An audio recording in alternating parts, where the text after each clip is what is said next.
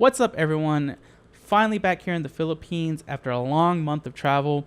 As I mentioned in previous streams and videos, I went to South by Southwest in Austin, Texas. That's actually where the last video was from. I went to GDC in San Francisco, PAX East in Boston, and finally EGX Rezzed in the UK. And rather than do the standard vlog of each event and all the stuff that happened there, I wanted to kind of take this whole event experience and give some tips to people such as yourself who might be trying to break into the gaming industry or make a living as a content creator.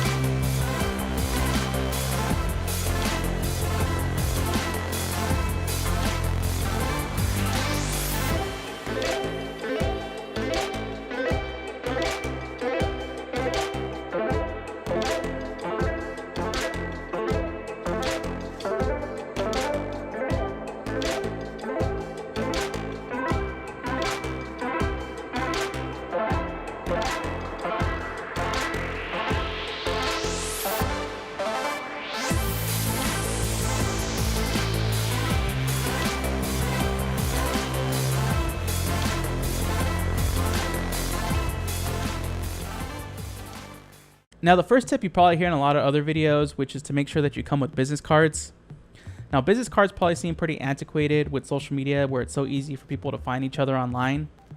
But the reason why this is important is that even though the people that you talk to probably get hundreds of business cards and hundreds of friend requests or follow me on Twitter or DM me, when you get that business card, it kind of establishes that relationship that maybe you'll be asking something in the future or just something more professional. But you want to collect as many business cards as you can because this is the people that you're going to follow up with after the event. This is like your main task.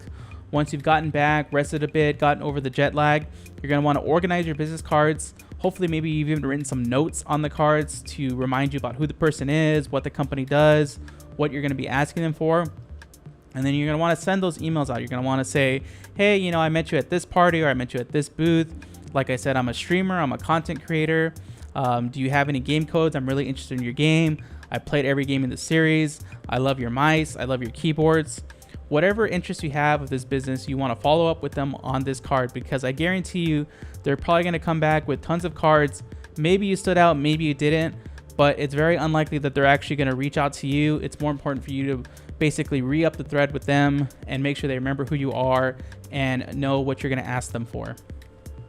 Now, when you're on the hunt for those business cards and to start those relationships, make sure you're fresh, get enough sleep the night before, brush your teeth, take a shower. You don't want to scare people away. And then also have in mind what you're going to ask for. Are you just saying hi? Are you just introducing yourself? Are you looking to ask about product sponsorship or getting a game code? Make sure you have a focus in mind about what you're going to talk about. And then also maybe do a bit of research about the people that are at those booths. A lot of times people are tweeting, I'm going to be at PAX or I'm doing this and that. You can look around, you can search on hashtags on Twitter and see where people are. But the reason why you want to look it up is you want to make sure you're talking to the right people. So if you're a content creator, you're probably going to try and look for an influencer manager or community manager. That's the people you're going to want to talk to. If you're a game developer, you're obviously going to want to talk to someone that's a publisher or maybe someone that's in marketing. Make sure you're talking to the right people because you don't want to be talking to that person who's like, oh, that sounds great. I love what you're doing. I'm not involved in that at all, but I'll hand it over to the person that's interested because it's very unlikely that that card is going to get passed along to who it needs to. So now maybe you've met some content creators or marketing people or community managers. and the convention's closed and it's after hours and people are doing different social activities, maybe going to a bar, an after party, or for dinner, you want to be that person that's memorable without being obnoxious. So I'm sure you've encountered this situation where everyone's like, oh, where do we eat? Where do we eat? It's really good to kind of research the city you're at beforehand and find good food options that are close to the convention center that are not too expensive or too cheap. That way you can be like, hey, I know this really good Italian spot, or I know this really good dim sum spot. Let's go head over there. Everyone has fun. They remembered that you pointed it out. Another thing too is being kind of savvy on social media. So you want to take pictures of when people are eating together, they're having fun together, maybe they're singing karaoke, but you want to take care to not capture moments where maybe people are a little bit too drunk or acting too crazy or something that might be embarrassing to them later. But capture those moments, share them on social media, and make sure to tag the people in it. And that kind of creates that connection and make sure that people remember who you are after the event. Now, if you're at that point where you're just trying to enjoy the event, there's some tips I have as well. Make sure to find food spots that are around the venue, because inside the convention centers, the food tends to be really, really expensive and kind of suck. The other thing I recommend too is buying some airborne, some hand sanitizer. People are going here that are already sick. They haven't had sleep. You know, people stop washing their hands when they're tired or hungover. So it's good to kind of protect yourself, because almost every event has tons of stories of people just getting really sick for days afterwards.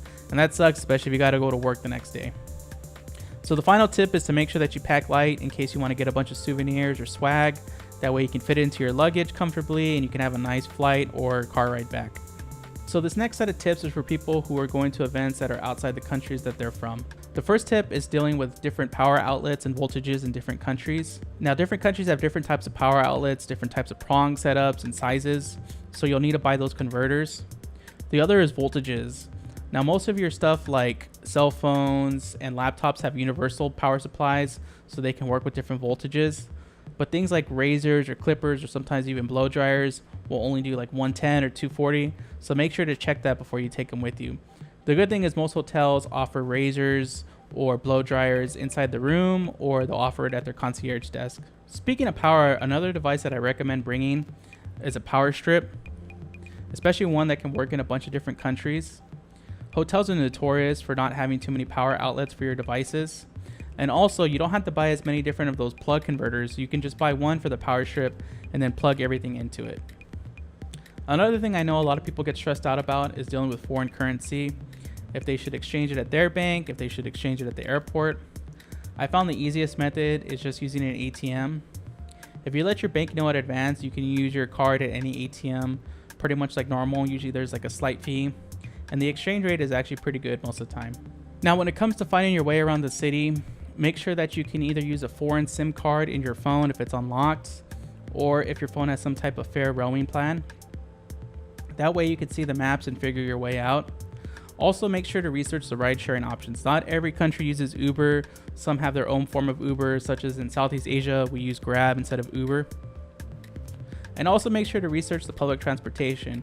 Usually it's a lot cheaper to use the trains or the buses, and usually they have these cards that you can use to just basically top them up and just scan them to go in and out of the trains quickly, instead of standing there and looking at a map wondering where you should go. So that about does it for my tips for gaming events. If you want more tips about networking, make sure to check out the XSplit channel. We actually interviewed a bunch of people at PAX East, influencer managers, developers, publishers, and they gave their tips on networking, so make sure to check that out. If you have any questions about these tips or have some of your own tips, make sure to leave them in the comments. Give a like if this was useful, and subscribe for more tutorials. We have some cool stuff coming up. So we're actually going to kind of break down how you do a mobile travel production unit, like how you can travel to events and produce them. So we're going to break down that. It's kind of like a follow-up to how to stream FGC events.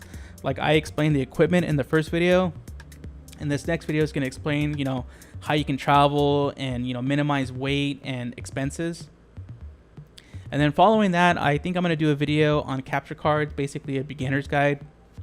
Like what kind of capture cards should you get for your budget and for your needs. But anyway, thanks for staying tuned to the channel, and content should be flowing a bit more regularly now that I'm back. And yeah, catch you on the next one.